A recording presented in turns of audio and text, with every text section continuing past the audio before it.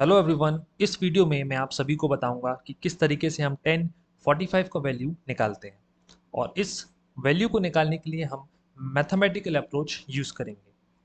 So in order to find the value of 1045 हमें यहाँ पे सबसे पहले तो एक राइट ट्राइंगल लेना पड़ेगा। तो जैसे कि आप देख सकते हैं कि यहाँ पे हमारे पास एक राइट एंगल ट्राइंगल है सी ए एंड बी।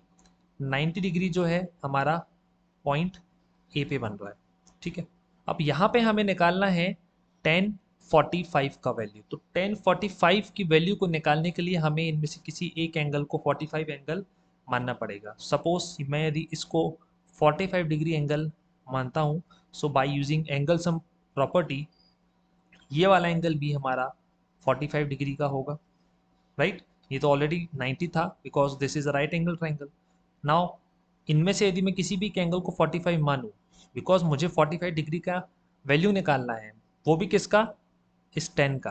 तो उनमें से मुझे किसी भी एक एंगल को 45 डिग्री मानना पड़ेगा। और जब हम एंगल सम प्रॉपर्टी यूज करेंगे, सो हमारा जो दूसरा एंगल आएगा वो भी हमारा 45 डिग्री का एंगल आएगा। ओके, नाउ हमने क्लास 9th में एक प्रॉपर्टी पढ़ी थी कि यदि एक ट्राइंगल होता है और उस ट्राइंगल में यदि दो एंगल्स आपस में इक्वल होते हैं, तो उन एंगल्स के सामने जो साइड्स होती है वो साइड्स आपस में क्या होती हैं, इक्वल होती हैं। सो इस केस में भी इस एंगल के सामने ये वाली साइड है और इस एंगल के सामने ये साइड है, तो ये दोनों साइड्स आपस में इक्वल होंगी, एक दूसरे के बराबर होंगी। सो मैं इस साइड को मान लेता हूँ x। सो ये वाली साइड भी हमारी होगी x। Okay, now in triangle CAB, I'll use the Pythagoras theorem, right? And what is the Pythagoras theorem? It states that the square of hypotenuse is equal to the square of base plus the square of the perpendicular, right? अब मुझे यदि इस angle के respect में देखना है तो मेरा जो होगा परपेंडिकुलर वो होगा A B. So the perpendicular will be A B and base will be A C. So यहाँ पे मैं लिख दूंगा ए सी स्क्वायर। और हाइपोटेनियस का जो वैल्यू होगा that will be B C. तो यहाँ मैं लिख देता हूँ B C square. Now the value of this A C is X. So square of x will be x square. Similarly, the value of AB is x. So this is x square. Okay. Now on solving, we get x square plus x square. It becomes 2 times of x square. Now on removing the square, we'll get the root on the RHS. और जब हम इस root को solve करेंगे तो x बाहर आ जाएगा और अंदर बचेगा √2। सो तो वैल्यू होगी यहाँ पे BC की, वो होगी x टाइम्स ऑफ √2, राइट। तो ये जो वैल्यू आ गई हमारे पास वो x टाइम्स ऑफ √2 आ गई। Now we have to find the value of 1045।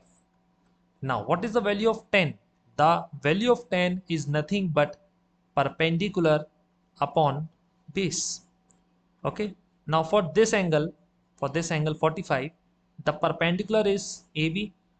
So, we'll write AB and the base is AC. Okay. Now, what is the value of AB?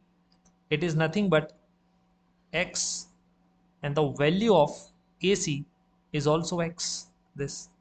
So x से x यहाँ पे हो जाएगा cancel and the answer will be 1।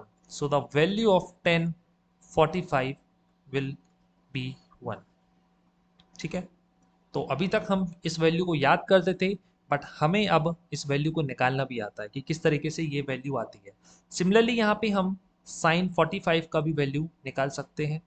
So sine ratio, जो sine ratio होता है that is perpendicular upon hypotenuse. So perpendicular upon hypotenuse. In this case, the perpendicular is AB and the hypotenuse is BC, जिसका value हम already निकाल चुके हैं by using Pythagoras theorem. So AB is x and the value of BC is x times of √2. So x से x यहाँ पे cancel out हो जाएगा, the answer will be 1 by √2. I hope कि अब आपको माइंड में ये चीज़ क्लियर हो गई होगी कि how to find the value of 1045 and sin 45 using a mathematical approach. In the next video मैं आपको बताऊंगा कि किस तरीके से हम sin 30 और sin 60 की वैल्यू निकालते हैं। So till then, thank you so much.